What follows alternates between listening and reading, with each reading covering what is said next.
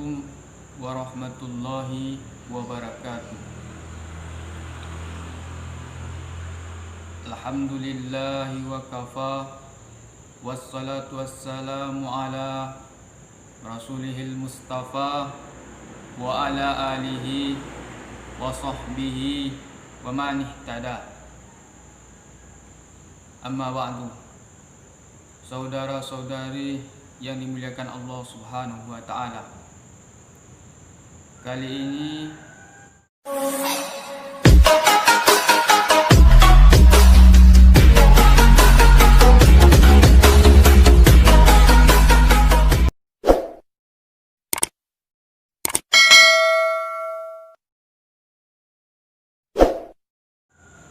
di pertemuan kali ini kita akan membahas mengenai yaitu bahaya dari sifat sombong.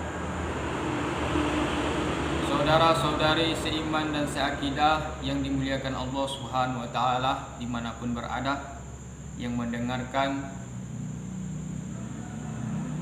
kajian ini, dari sekian banyak tingkah laku, akhlak, perangai yang harus kita jauhi, salah satunya sifat sombong. Karena sifat sombong ini seperti dinding atau seperti tabir pembatas antara orang dengan akhlak baiknya. Jadi kita selaku orang beriman kepada Allah, selaku orang Islam, orang beragama Islam, umat Nabi Muhammad SAW, maka kita harus menjauhi yang namanya sifat sombong ini. Karena asal mula dari timbulnya sifat sombong yaitu dari iblis laknatullah. Jadi kita jangan mengikuti langkah iblis. Saudara-saudari yang dimuliakan Allah Subhanahu wa taala, sifat sombong akan timbul pada ketika manusia itu telah memiliki empat hal perkara ini. Yang pertama yaitu orang itu akan sombong ketika ia memiliki kekuasaan. Kita baca sejarah saudara-saudari yang dimuliakan Allah Subhanahu wa taala. Kita baca sejarah di mana Fir'aun dengan sombong, dengan angkuh, dengan membanggakan diri berkata kepada seluruh kaum Nabi Musa, seluruh pasukan-pasukannya. Ketika itu apa kata Fir'aun? Ana rabbukumul a'la.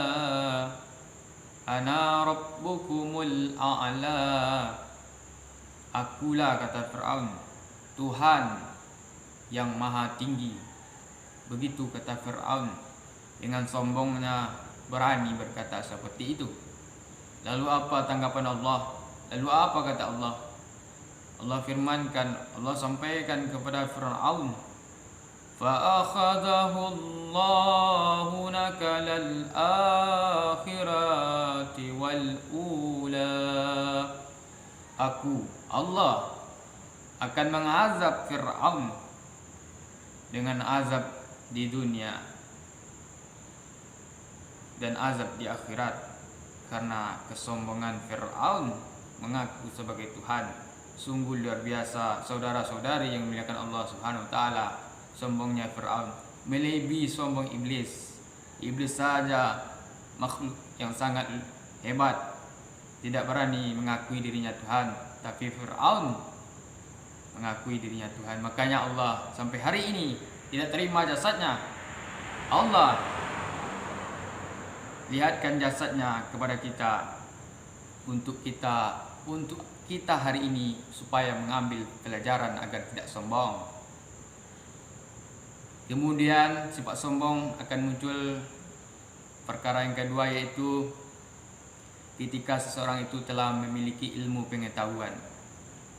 Saudara-saudari yang dimuliakan Allah Subhanahu wa taala, Allah Subhanahu wa taala berfirman dalam Quran surat Yusuf ayat yang ke-76. Apa kata Allah? Wa fawqa kulli dhi ilmin alim. Dan tidaklah, kata Allah, ilmin alim, kamu diberi ilmu pengetahuan, kata Allah, melainkan sedikit kata Allah. Mengapa kita harus sombong? Dan Allah firmankan juga dalam Quran surat Al-Isra ayat yang ke-85. Apa kata Allah? Wa ma utitum minal ilmi illa qalila. Dan tidaklah kamu diberi ilmu pengetahuan, diberi ilmu illa qalila, melainkan sedikit. Maaf hadirin saudara-saudari yang dimuliakan Allah Subhanahu wa taala, ayat yang pertama tadi itu salah artinya, yaitu Allah Subhanahu wa taala, kita ulang kembali, Allah Subhanahu wa taala berfirman dalam Quran surah Yusuf. Apa kata Allah? Ayat yang ke-76. Wa fawqa kulli dhi ilmin alim.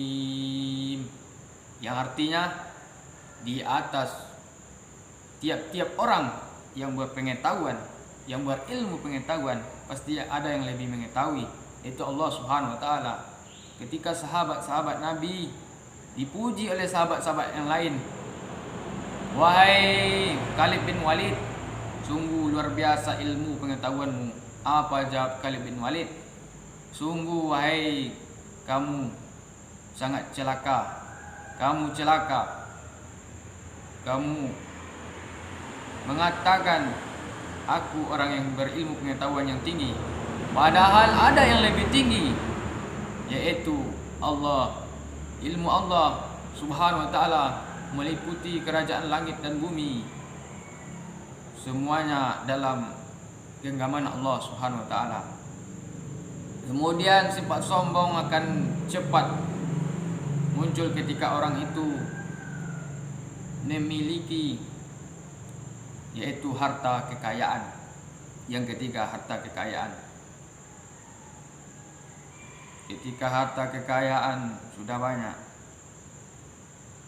melimpah, maka disitulah orang tersebut akan sombong, akan timbul sifat sombong. Tidak mau berbagi lagi, tidak mau memberi sebagian harta. Kita baca sejarah, yaitu Qarun. Ketika ia miskin, Qarun ini mendekati Nabi Musa alaihi salam dan berkata, wahai Musa, tolonglah doakan aku kepada Allah agar aku menjadi orang yang kaya. Nabi Musa menjawab, baiklah, akan aku doakan kamu menjadi orang yang kaya, yang dermawan. Lalu apa yang terjadi, saudara-saudari yang dimuliakan Allah Subhanahu wa taala?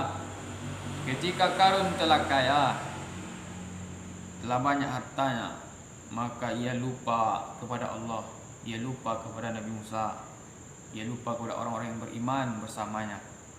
Dia sombong. Ketika itu Nabi Musa meminta zakat kepada Qarun. Lalu apa jawab Qarun? Wahai Musa, maaf, aku tidak bisa berzakat karena hartaku banyak, tidak bisa aku menghitungnya saking banyaknya. Jadi mohon, aku tidak bisa berzakat. Begitu orang-orang yang sudah memiliki harta kekayaan. Kemudian perkara yang keempat, yaitu sifat sombong akan muncul mengenai sifat ketampanan dan kecantikan. Ini yang terjadi zaman sekarang, saudara-saudari yang dimuliakan Allah Subhanahu wa taala.